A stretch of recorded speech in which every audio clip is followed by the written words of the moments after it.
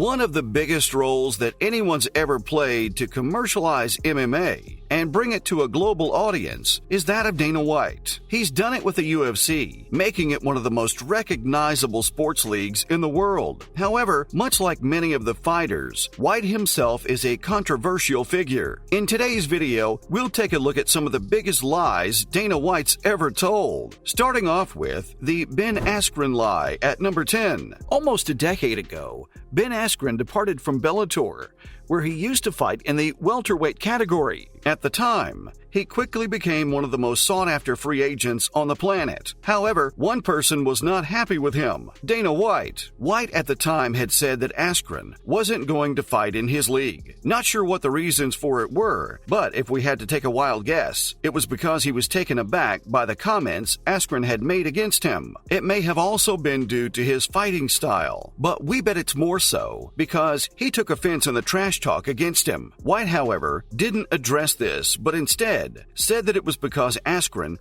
didn't want to fight in the UFC, that fans won't be able to see him there. But the fact of the matter is that Askren specifically asked to be let go from his previous commitments to be able to fight in the UFC. Safe to say it was a white lie by Dana White. Following up, we've got Strikeforce at number 9. UFC's been known to be a monopoly that has been following a simple plan of buying out its competition and then shutting them down. By eliminating competing leagues and organizations, they gain total control over the sport, although it must be noted that it's currently in court for the same matter. So coming back to the topic, Strikeforce was an American mixed martial art and kickboxing organization that UFC bought in 2011. At the time, it was UFC's biggest competitor, and when it got bought, many could sense what was about to happen next. Despite all that, White stayed firm on his comment, saying that nothing was going to happen to Strikeforce, and that business would be run as usual. He said that Zuffa, the owner of UFC, would continue to run both Strikeforce and UFC simultaneously. Guess what happened then? 2 years after the buyout, Strikeforce was completely shut down. Next up, we got White promoting Reebok for a good cause for number 8. UFC joined hands with Reebok in 2015.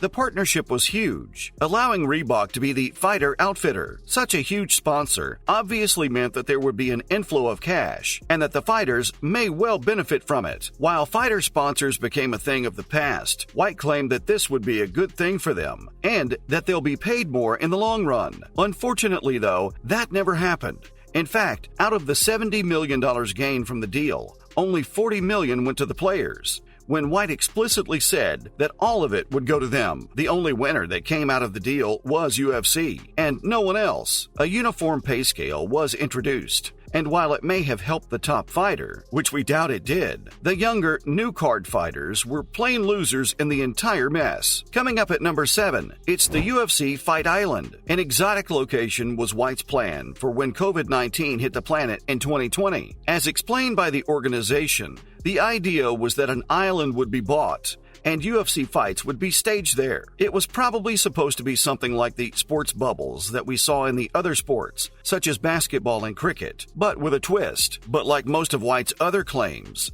this one fell short too, and the UFC instead decided to host fights in Abu Dhabi. According to White, this cost a lot of money, but there's a twist to that story too. But before we talk about that, know that White lied once again. He used promotional material to hint at a cage on the beach where fights would be held. Again, that never happened. There was a special venue constructed for the UFC, but the octagon wasn't inside for reasons unknown. Instead, it was built outside of it. Now, coming back to the costing story, we are left in the middle. Remember how we told you that White was like, it cost them tons of money? Ari Emanuel revealed that the UFC never paid for Fight Island at all. Instead, it was Abu Dhabi that paid for it in its entirety to make them hold fights there. Following up at number 6, Jon Jones asking for $30 million.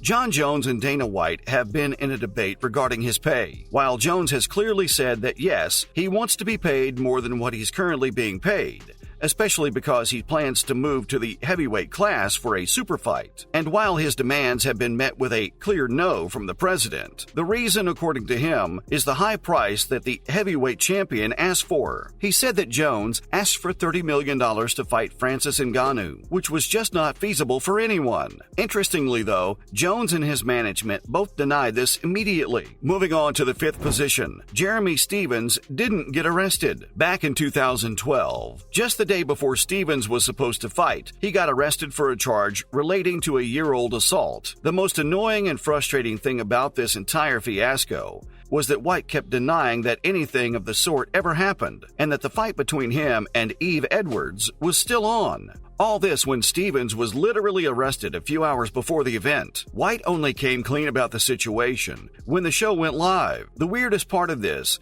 is that the fight didn't even cancel. It all went live for everyone to watch around the planet. The only difference is that most viewers already knew that the fight was never happening, since the main fighter was in jail. You see, some of Whyte's lies may just be white lies, but his attitude in situations such as these annoys the viewer and everyone involved with the league, and rightly so. Now, let's learn about the infamous Mayweather versus McGregor bout at number 4. Back in 2016, rumors started to spread of a fight between Floyd Mayweather and Conor McGregor. It soon became a big deal, but Whyte was never happy with it. In fact, he constantly denied any possibility of it ever happening, saying that it was as likely as him backing up Tom Brady. Whyte's not a big fan of cross-promoting. However, he's a fan of money, which comes out of a fight between Mayweather and McGregor only a few months after he first started denying the possible bout. It took place as one of the biggest events in UFC's history. We're in the top 3 now. First up, let's talk about women